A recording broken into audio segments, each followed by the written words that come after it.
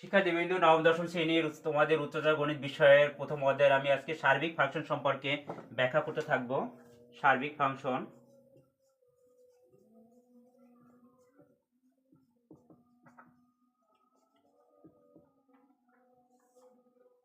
f such that a to b একটি সার্বিক function, একটি সার্বিক ফাংশন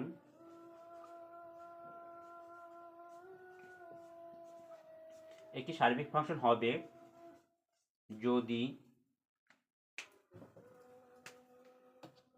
এবং কেবল যদি প্রত্যেক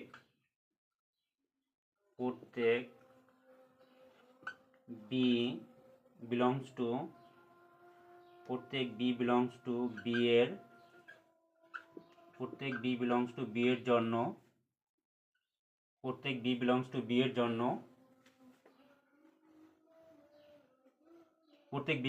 b এর জন্য একটি a belongs to a পাওয়া যায়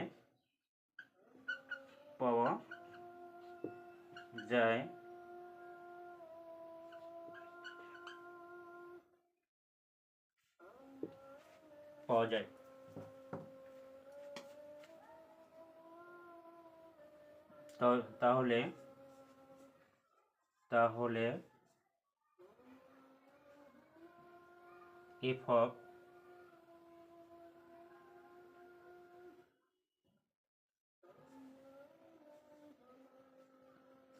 of a equal b হবে।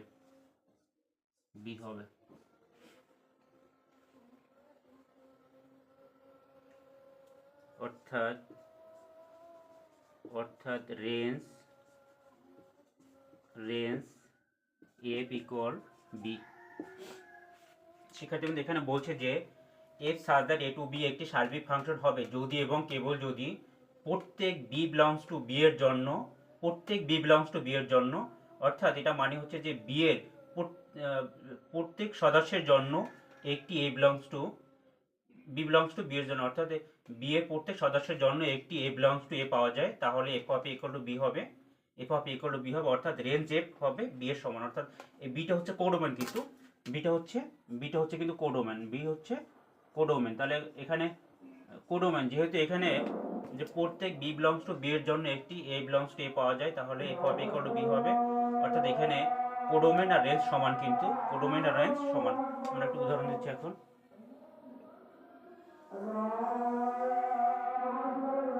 একটি সেট, এই সেটের উপাদান হচ্ছে 1 4 5। বি একটি সেট, এর উপাদান হচ্ছে 1 4 5 6 9 11 10 12।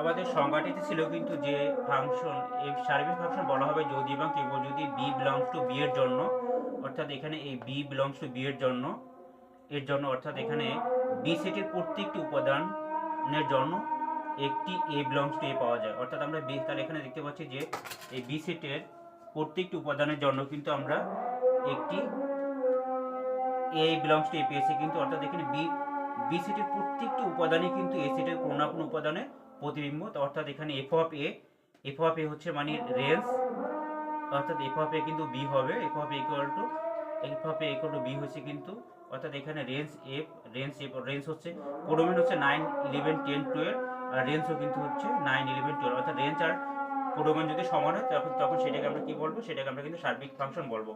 এখানে রেঞ্জ আর কোডোমেন সমান, অতএব f such that a to b হলো সার্বিক ফাংশন।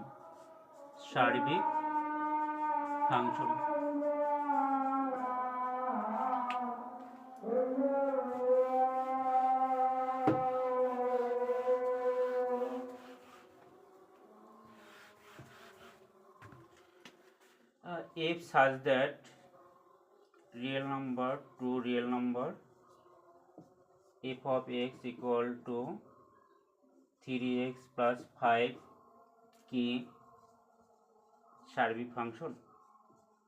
সার্বিক ফাংশন, সার্বিক function.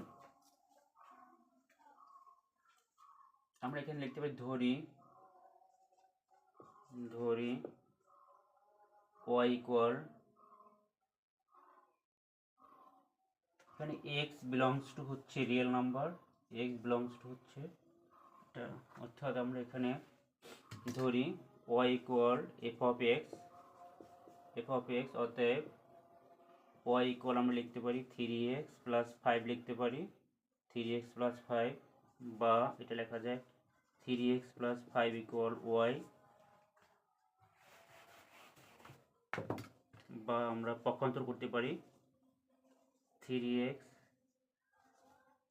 Equal to y minus 5, বা x equal to y minus 5/3।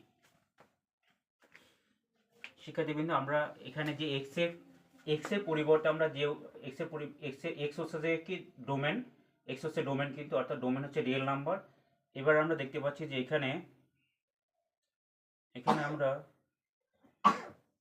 y পরিবর্তে আমরা বসাবো রিয়েল নাম্বার বসাবো, কারণ এখানে এই যে আমরা দেখতে পাচ্ছি যে কোডোমেন হচ্ছে রিয়েল নাম্বার, এখানে কোডোমেন হচ্ছে রিয়েল নাম্বার, কোডোমেন হচ্ছে রিয়েল নাম্বার। তাহলে এখানে আমরা দেখতে পাচ্ছি y এর পরিবর্তে যদি আমরা যে কোনো বাস্তব সংখ্যা বসাই, তাহলে কিন্তু x সংজ্ঞায়িত, অর্থাৎ আমরা y পরিবর্তে যদি আমরা y সমান x, y পরিবর্তে যদি আমরা 1 বসাই, 1 মাইনাস 5 ইকুয়াল টু 3, তাহলে আসে কত -4/3। যদি আমরা -5 বসাই y পরিবর্তে, তাহলে -5/3, তাহলে -10/3। তাহলে আমরা দেখতে পাচ্ছি যে y এর যে কোনো বাস্তব মানের জন্য x সংজ্ঞায়িত কিন্তু, অর্থাৎ দেখো আমরা লিখতে পারি y এর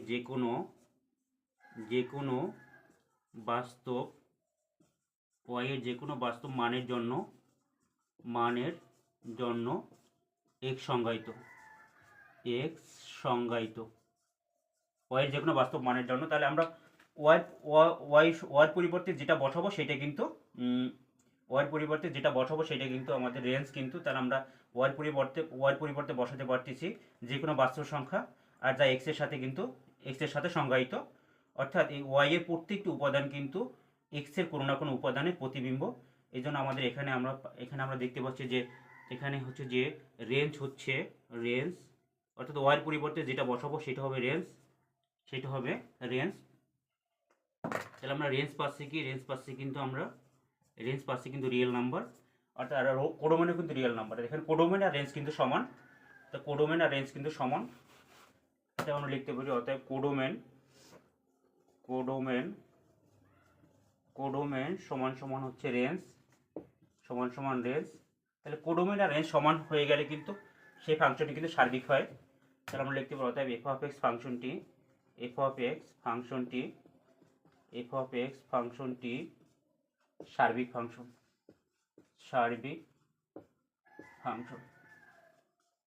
ধন্যবাদ শিক্ষার্থী বন্ধু, আজ এই পর্যন্তই।